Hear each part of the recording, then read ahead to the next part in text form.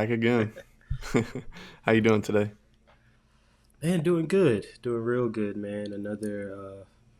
Well, it's midday, getting to it, brick by brick, obviously, right? So, today's good, man. How about you? Good, man. Taking it easy today. Had my very first race yesterday, 5K in Chicago. Did okay.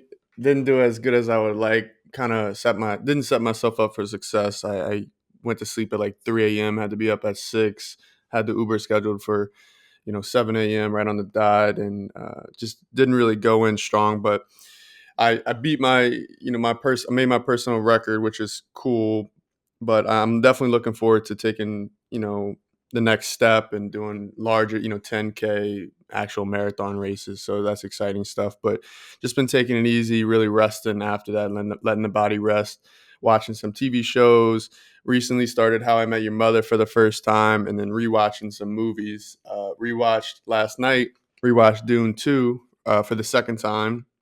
Man, talk about a good movie. I love a good sci-fi. So just rewatching that it's shot so well, and the audio so well. But just got me thinking about the difference of the experience of watching a movie in theaters versus your own home. You could find a lot of comfort in your own like safe space.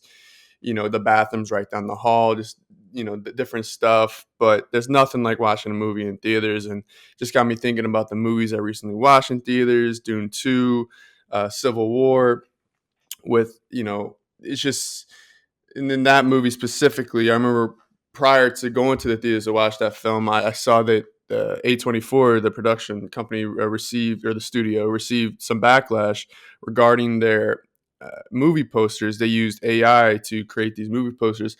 I just thought it was interesting, A24 being the power that they are, with enormous amount of capital that they work with, just that they lean to AI to generate their posters. I thought it was interesting, to talk about. And with further research, discovered that it's a whole thing. AI in Hollywood right now, it's a whole battle about the relation between AI and production costs, right? People, actual humans creating this stuff. So yeah, just doing a lot of thinking on that. Yeah, that's real interesting. I saw that as well.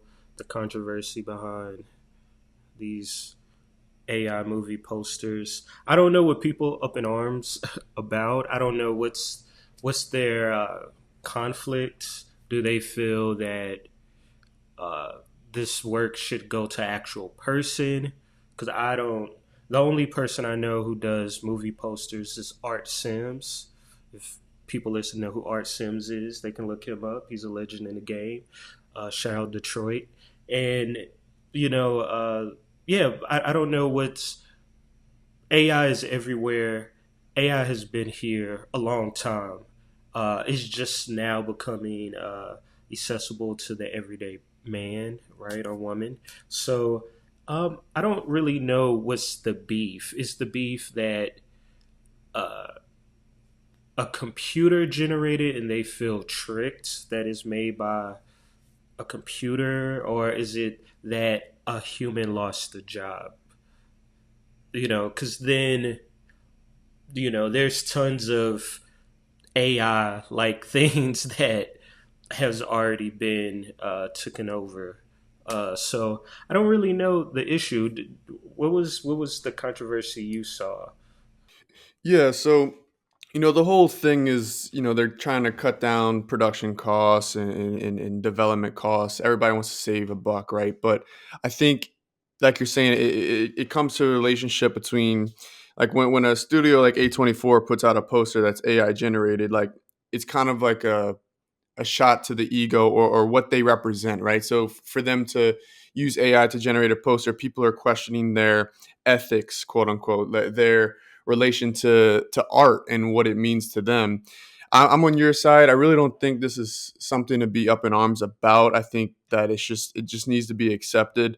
Now, I do understand that, like, that guilt, or like the shot to the ego, like accepting that a computer or an algorithm can create something more creative than your brain. It's tough to accept that sometimes.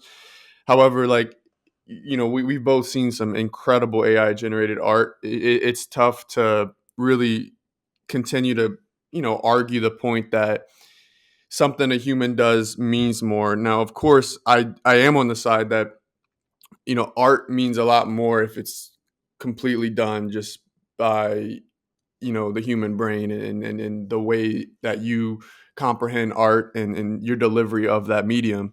Now, AI also, it comes with less costs, faster production times. It's just, when it comes down to it, it's hard to win that argument, I think. Yeah, it's real interesting people's perspectives on it. Let me throw a recommendation out of people who's listening to this. Art in Class by Ben Davis, a book, a thesis on art in class by Ben Davis. I think is a really great book, and it talks about this.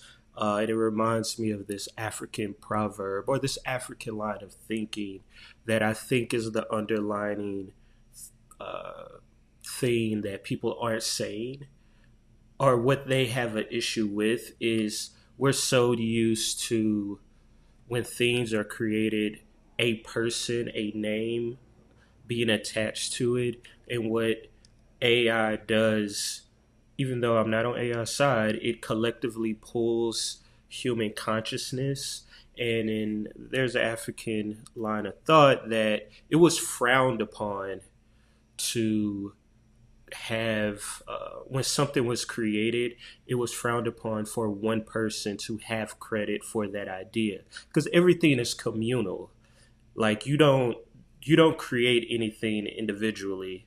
You know what I'm saying? Like you need all these people, just like in a corporation. The CEO doesn't do all the work; it's all these people that make it happen. So, in the words of Rick Ross, you got to rep it like you own it, right? So like if you have a business, I gotta rep it like I own it because I want it to be successful. And what AI does, it pulls human consciousness, and you can't really pinpoint the person.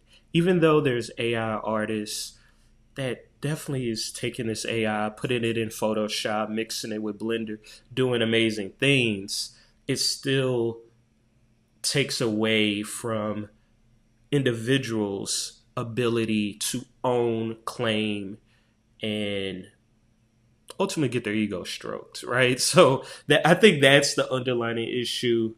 Like, come on, if you design, they're not just typing in prompts and it's just coming back ready to go. You still have to edit, you still have to mix, you have to do some compositing to make it work. So I think it's very egotistical for people to take that approach. Are we going to get to that point where it's creating everything without much human uh, conscious into it? Yes, but right now, I think it's a little, too soon. Yeah, that's a great point. I think that if you leverage AI to be just another tool in your inventory,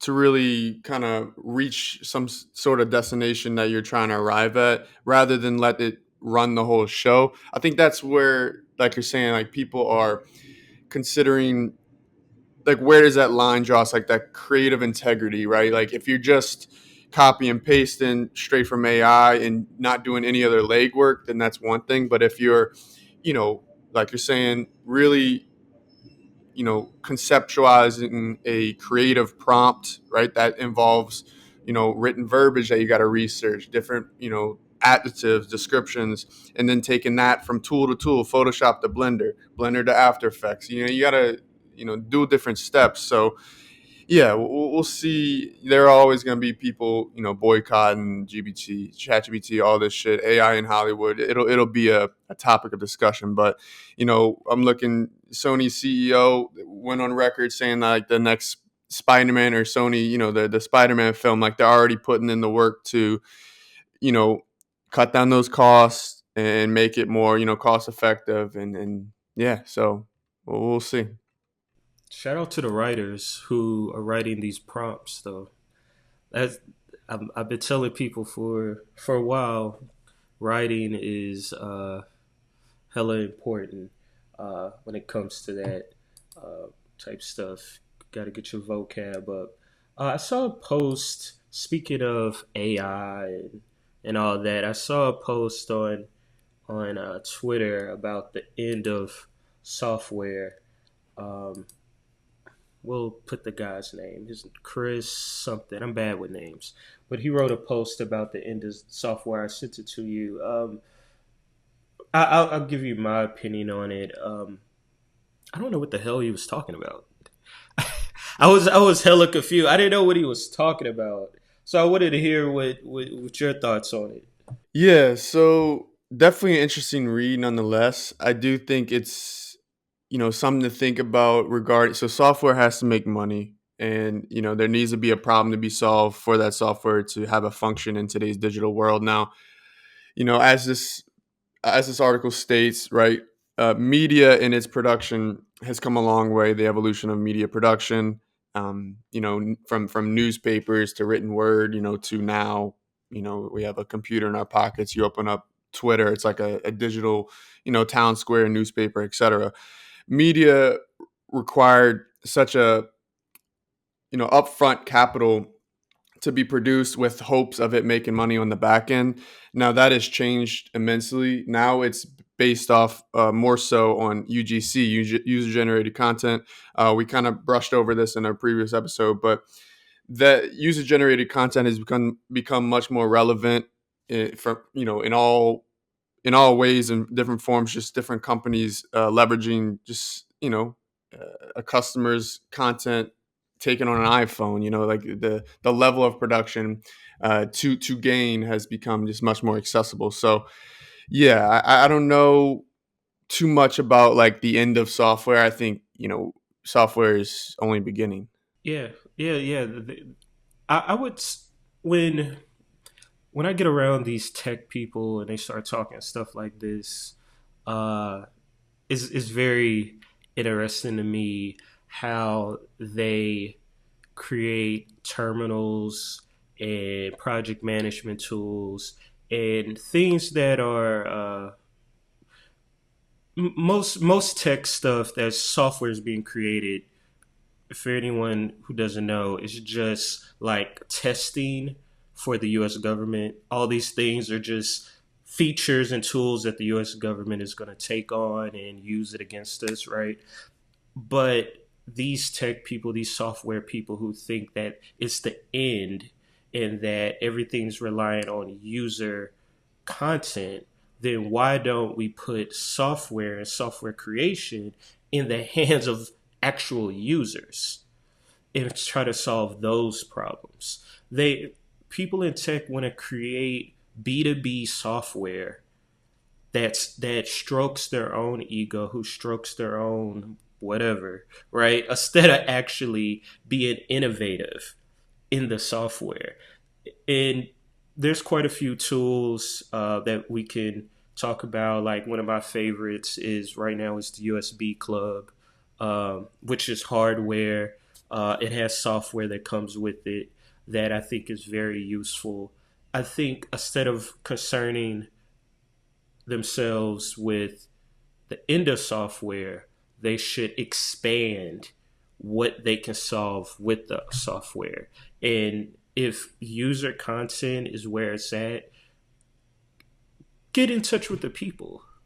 Not the people in Austin, not the people in San Francisco, not the people in Manhattan, but actually get in touch with the people and see what type of software they want or see what type of problems they're into. Anyone who's like into software is kind of a weirdo. You should be into solving the problem, however that problem needs to be solved. So, whether it's the end of software, I mean, who cares? I rather the software. I rather things be decentralized. I think we need to bring back the blockchain, Zora. Am I saying that right? ZORA. That's really cool. I've been looking into stuff like that. Like I said, the USB Club, uh, my favorite, right, right now. So I think people don't Don't worry about it. Don't worry about the end of software. It's probably for the best. You know what I'm saying? It's probably for the best. Yeah, no, I'm right there with you. I mean, and USB Club is a great example. You put me on that, and I recently ordered myself a sample 7 one, and we'll throw up a post the other day. They from their Twitter or X account, they shared a post, and one of the docs that was inside this post was shared by you yourself. So, and that was really cool to see. It just popped up in my timeline organically, and I immediately sent it to you. I thought it was so cool. So yeah, just things like that.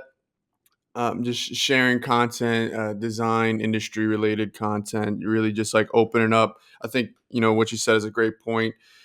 Whether it be a CRM, whether it be a video game, whether it be a handheld device, listening to the user base is the best thing that a company can do to further the development of that product, to enhance the functionality, utility of that product. You need to listen to your core, to the people using your product. That's the only way that you'll succeed and continue further, I believe. So, you know, like you said, death of software. Now, evolution of software. Yes, I do think there's a lot of change in the space. I think that there's different kind of dots to be connected in terms of just like making that relationship, I don't know, continue. I don't know if that makes sense, but we'll see how it feathers out. But talking about software and talking about you know companies that listen and things that are changing in the space. I recently saw the launch of Daylight Computer, which is really cool. I know we kind of touched on iPads in a past episode, and the functionality that an iPad offers a user, but this is really cool. I know you had a chance to research it, but just quick kind of, for the people listening, Daylight Computer is basically like, quote unquote, from the CEO himself, a healthier iPad, just trying to kind of help out a healthier, more human friendly computer,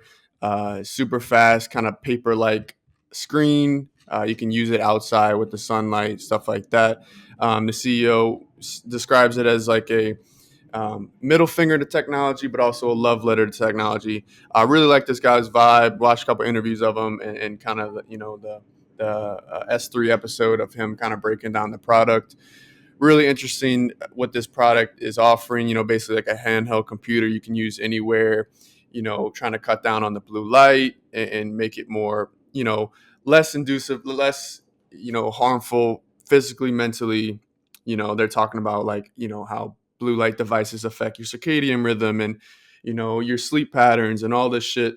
It's cool to see something that's so focused on health and the betterness of the user, rather than like, oh, look at this cool tech, look at this 16 gig RAM tech, look at this device that has all the components of other devices and just runs quicker, right? I feel like they're more focused on how we as consumers of the product feel after using it and during using it. I think it's pretty cool.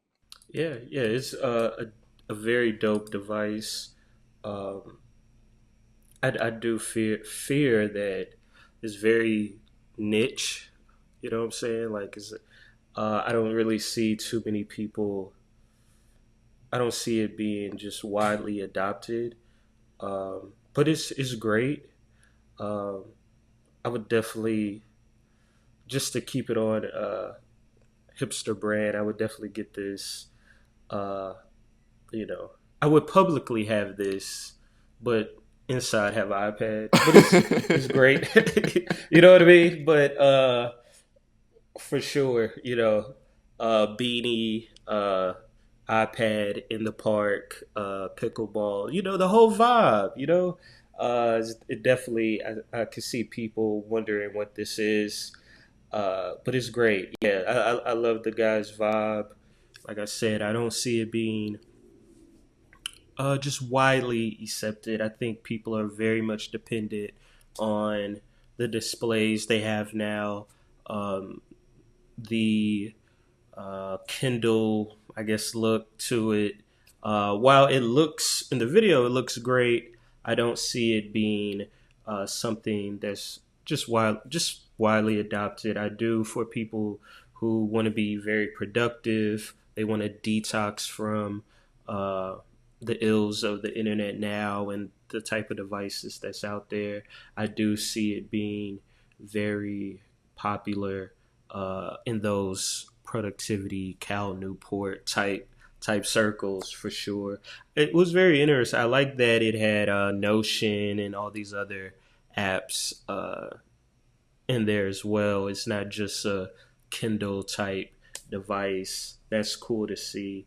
And what's impressed me the most from what I've read and watched is just the idea of deconstructing how a computer works, how OS works. I think that's very, very interesting. And I think we need more companies and people going back to the previous topic about the end of software. I think that's what's needed. Deconstructing how software, how these systems work, how we as people interact with technology. So I think that's dope.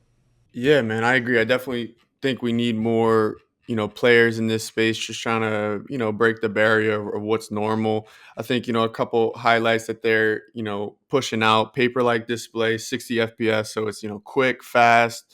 You do all your reading on it, note taking, writing. And then, like you said, it still comes with the apps, Notion, Spotify, ChatGPT, Pocket, all these ones that, you use on a daily. Now, my question for you is, the whole paper like display thing, I never really understood the hype behind that. Maybe just because I've never been a, writing on a tablet person. Now I know like they have the remarkable tablet that a couple of our coworkers have, and specifically those that have maybe like a illustration background that prefer to work paper and pencil, that they find they find interest in that method of working, paper and pen. You make that kind of the bridge, that gap between real life paper and then to the tablet. So that's one of the things that they're, pushing. And also, with the daylight, it's like, they in their whole kind of, pitch, it's like they compare, sitting outside, say you're at a coffee shop, you're out on the patio area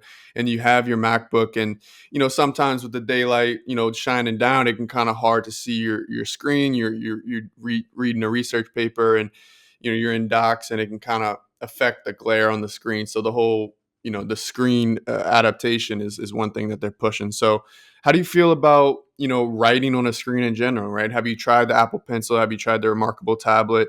And then do you work outside often? Is that something that you do? Well, I haven't got my hands on a remarkable tablet, but I have written on an iPad. I mean, it's cool. I have a Wacom somewhere around here that I've used for many years for trying to illustrate, I would say. Uh, and I don't know, I type better than I can write at this point. So for me, it's not the best experience as far as working outside. For this specific tablet, I can see it being useful if you set the vibe correctly. Like, I'm down here in Texas, so if I go to Austin to Zilker Park, I might go for a swim in that river pool thing they have, and I'm sitting in Zilker Park. You can see the skyline, and you know, writing on this tablet, I can actually see. There's no distractions. Pull out a little acai bowl, maybe. You know what I'm saying? A juice, maybe. Yeah, I can see it. But for the type of fast pace H Town living, I'm coming down and coming through. I just don't got time. I still gotta push some pixels around here. You know what I'm saying? So for me, it doesn't. It's on the weekend trying to vibe next to the pool for sure. Can see myself writing something. I don't know how that would translate because my tool of choice is Obsidian. I do a lot of my writing there, so I don't know how that would work. But if they want to send us some to test, feel free, holla at us. You know what I'm saying? So, um, yeah, it's definitely a niche device that I'm interested to see where it goes. I like these underground. I wouldn't call it underground, but I'm gonna call it underground. These underground devices that are popping up that are uh, taking different perspectives and deconstructing how we use technology. I'm a fan of that, so I'm gonna keep my eye on it.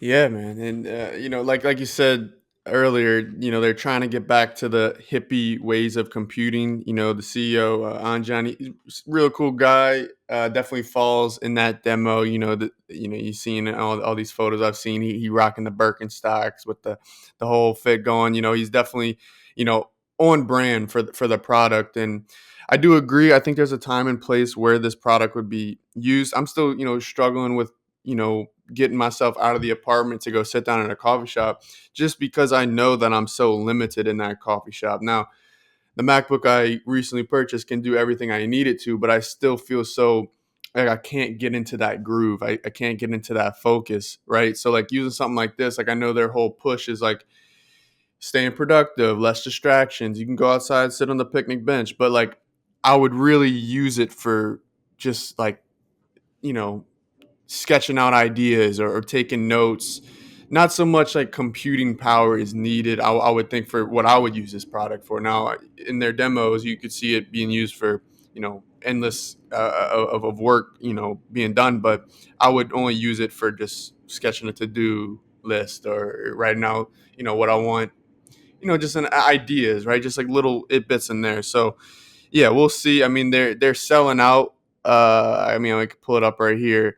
They're on batch 5. They've sold out 4 batches already. Batch 4 is being pushed out November 10th of this year. Batch 5 is November 30th. So obviously, there's an audience for this, the customer base for this product, and I would say they're doing pretty good. So yeah, we'll see. All about healthier tech and human friendly products. So yeah, props to them for kind of pushing the boundaries on what we've seen so far, especially in the handheld tablet space. I think that's just been overly dominated by the iPad for so long that you see talks of the Kindle and like we mentioned the remarkable tablet, but I think this is kind of bridging that, making it more identified as a computer rather than a tablet. So. Right, right. I think the thing that is missing from this conversation when it comes to kind of like breaking this uh, addiction that we have to devices is if, for instance, if you only have this daylight tablet, everything else around you is still there. So it takes more energy to just focus on this daylight tablet or grayscaling your iPhone or doing all these other things to break that addiction. So I would love to see someone figure out a way to integrate everything else into that like process to where you're not so dependent on things because you can't just like that's like you throw out all your groceries and you buy all healthy stuff, or no, the reverse, you have nothing but unhealthy food in your house and you just come in with one vegetable smoothie. I mean, you're surrounded by ops everywhere you go. So it's going to be hard for that for you to actually fully immerse yourselves in that culture if everything else is still freaking chaos. It's going to be very hard. What happens when you have no choice but to get back on that MacBook or get back on that iPad or like you're saying, you went to see Dune 2. What happens when you have to get on your TV? You know what I'm saying? Or you're going to have to interact with other things. So I would love to see this technology expand into other places and um, build out that ecosystem. I think that's really what I'm looking to see. Yeah, no, you're right, and I think we will see that. I think one of the videos I watched with their CEO kind of explaining their mission and what they're all about, he basically ended it with saying that he thinks they're gonna move into phones next. So phones next comes TVs. They're definitely looking to build out their delivery of products. So we'll see. Yeah, that'll be dope, man. I think Kendrick Lamar doing that. Shout You saw that? I don't know if you saw that. Kendrick Lamar has don't he have some phone or something like that? That's the Get Light 2 is what it's called. It's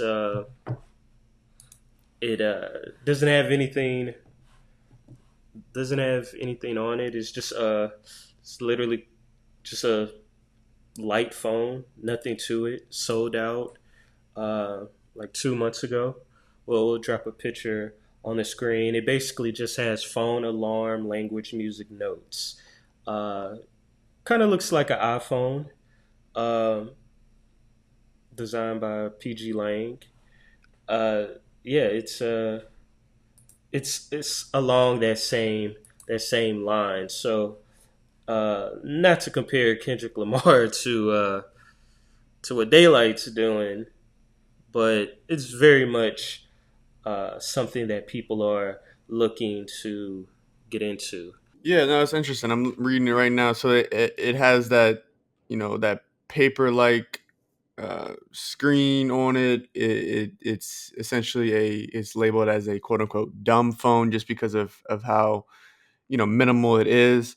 I definitely think I would love to try this. It would probably be a wake up call as to it would reveal how much fucking, I rely on other applications other than like phone, text, whatever. Like, especially if it doesn't come with any social media, like email. I don't know what it's coming with. So in its simplest form, you can call, text, set an alarm, use it as a hotspot, simple shit. So I definitely think that there's an audience for this, and there's people that are looking for this tech that have felt that the iPhone is just too much for them, and I understand that. I really do. I think that they should have, it's kind of reminds me of like that brand, Nothing. I think like they do like the like the earphones, and then like the Nothing phone or whatever. Definitely, let's see, Nothing. Yeah, phone 2A. The silhouette or the body looks like an iPhone. I think we've kind of gotten to a space where every phone will start looking like an iPhone, but functionality, what it offers is really what it comes down to. So Yeah. Another technology in that hip hop world is Kanye got the stem player, and I don't know if you saw the stem 3 uh, is sold out, which is a projector. It plays music and is a projector, which is that is really dope. I'm in the search for a projector at the moment, and of course, it connects to AirPlay, Chromecast. That's really dope as well. I really like this futuristic, like design, simplistic uh, type technology. Um, is real great. I don't think it will be seen in our lifetime, but for future generations, it's going to be interesting to see how these uh, major companies, these conglomerates, try to stop this type of development because it's so dependent on uh, this technology kind of separates us from that user generated content. When things are more in the hands of the user, I think that's very very interesting, and that's why, again, shout out to them, USB Club. That's why I'm collecting the archives, collecting the books, collecting the movies, all that for the day. We're not so dependent on the internet. I have all this reference libraries to dig through and enjoy content. Man, that's definitely the future I'm looking forward to. I got their product page right now, just reading about the STEM 3. It comes with curated movies are included, and you can remix, customize the video, rotoscope characters, transfer color palettes. Man, this is some cool shit. I gotta look into this. But just seeing the word, curated movies included makes me think of an article that you shared last week or so about the difference between clutter and curated clutter. Do you want to kind of share your thoughts behind this and what it, what stood out about it to you? Well, it's a conversation that I always have in design circles or with other friends about how you know as creatives, I think we all go through this. I don't know, this period where we practice minimalism, right? Like we all go through this thing, even discussing with the previous topics, with this dumb phone from Kendrick Lamar and Daylight, this simplification of distraction. But there's also something when you're a creative, that clutter or that what's the word, that all that just it inspires you at the same time. There's something about having that reference library, books stacked to the ceiling, pictures, photos, all these things around that just keeps you thinking. It makes you feel. I don't know what it is. What's the connection between physical items and the creative mind? That's just it. It just I don't know what it is. I need to do more reading on it. But when you look at some of the greatest designers, the greatest creative minds that we know, they're fucking studio junkie as hell, filthy hoarders. You pull up pictures of Steve Jobs. He has shit everywhere, right? And I think that's amazing. It's something that even we've talked about making sure to have analog things, having tons of books, tons of a reference library to pull from, so you can just always recall. Like earlier we talked about posters, and I brought up Art Sims. I can right now go and grab a book on Art Sims. Just it's something about writing, actually being able to pick up a book, actually touching something, feeling the texture, feeling it in your hands, being able to actually blend, not on an app, but actually blend something, whether it's silk screening, Rizzo print, whatever, to be able to do it in your hand, in your home. You waking up every day to color, and it's just it's so amazing. It's so dope. So, yeah, the article that I sent you, yeah, it's definitely interesting. My man's trying to do the orange beanie vibe. We'll throw that up, but yeah, it's definitely uh, an interesting study and perspective.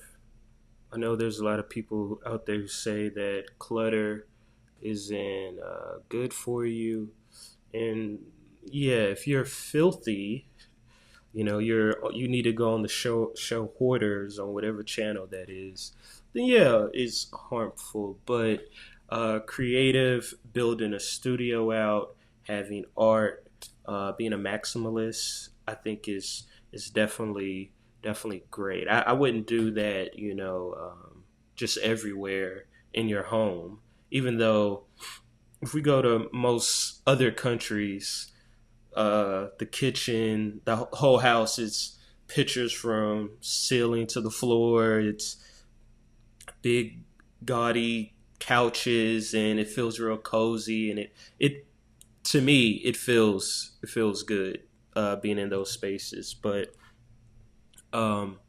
yeah, I think it's very much some truth to that, and yeah, I'm actually working on that myself. You can't see it in this frame, but it's definitely something that I'm working on. So I do want to get better at that. I have literally one photo frame looking at it, one photo, or I have the one behind me too, but so two total in the whole apartment at the moment, which I think we need to get some more. I think when it's done well, like when you said, like floor to ceiling, it reminds me of my sister. She listens to these. Janae, I love you. She, when it's done so well, it does. It has that coziness feeling. You know, we went not too long ago. We went to her apartment in Shreveport, and there's just so much shit. And I didn't feel like, like it was a mess. Like it felt like it was done that way for a reason. I think where there's kind of like a line that you have to kind of draw where it's like, in a world where minimalism is, I feel like, becoming like the prominent player in the digital world, whether that be through logos and branding and how brands identify and visually.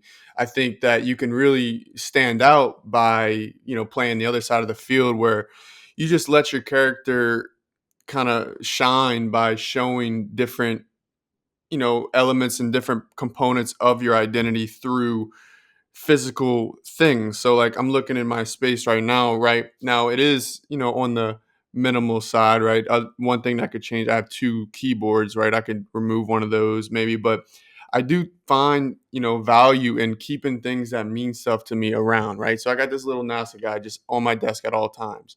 Right, like different things that I like to look at all the time to either inspire me, to remind me, to motivate me, to make me kind of just like stay in a creative state of mind. I think, people that like to have a bunch of furniture pieces in their living room, or a bunch of photos on their frame, they people will come over to their place and they'll kind of get shamed on it, when reality, like, I think it's an expression of your being, of your self-expression. I think it's something to admire, and I think like if you were to find that middle ground where you feel like comfortable, like it's not too much but it doesn't lack anything, then I think that that's like the space you want to be in. So I do plan on, like, obviously our apartment is very small at the moment, but when we get a bigger space, like I plan to have like a shelf right next to me on my desk where little gadgets and little it bits, like, these little things that I keep around at all time, right? Like little Chicago thing, New York, like these little things that I collect. I want to always kind of have them on display. It's a representation of me as a person, as an individual, as a creative. So yeah, I do really appreciate this guy's space, and I would love to hear more maybe from the viewers who want to send in a photo or something like that of their own space to kind of highlight on the show. That'd be cool. We're approaching our 10th episode of the show. What do you think about hosting our first guest for the 10th episode? Do you think that'd be something we'd like to do? yeah, yeah, I think that would be dope. That would be dope to see, a different perspective.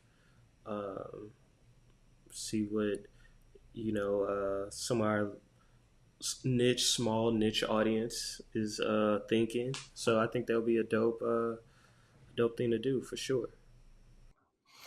Cool. Yeah, I agree. For those listening, if you stayed this far in the episode, we appreciate you. And if you want to get on the show, like Melton said, we'll pick your brain about different topics going on in the world, and just hear what you're about.